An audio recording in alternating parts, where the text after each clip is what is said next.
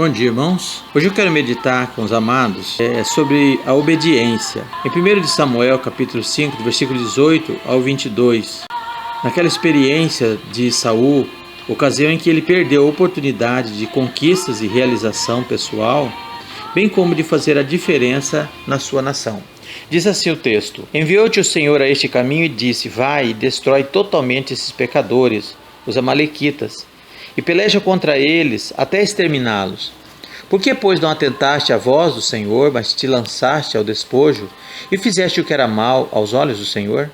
Então disse Saul a Samuel: Pelo contrário, dei ouvido à voz do Senhor e segui o caminho pelo qual o Senhor me enviou, e trouxe Agag, rei de Amaleque, e os amalequitas o destruí totalmente.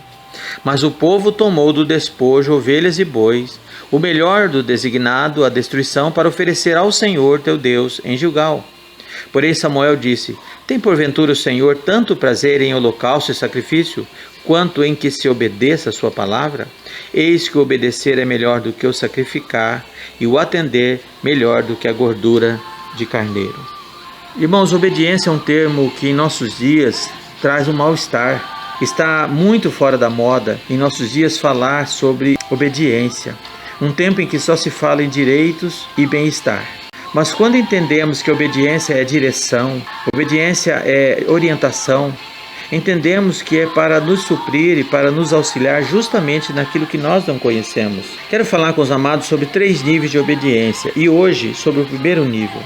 O primeiro nível eu chamo de aquelas ocasiões, ações ou atitudes em que eu tenho a liberdade de escolhas, pois são escolhas e atitudes em relação a mim. Por exemplo, escolher o carro qual eu vou comprar. Também tenho a liberdade de escolher com quem vou me casar. São bênçãos, são privilégios que são para mim e não para Deus. É claro que escolhas equivocadas trazem consequências e implicações, mas essas não são juízos de Deus. Eu tenho a liberdade de escolha, porém se eu buscar a direção de Deus, com certeza Ele terá toda a alegria em nos dar a direção, mesmo nas pequenas escolhas cotidianas.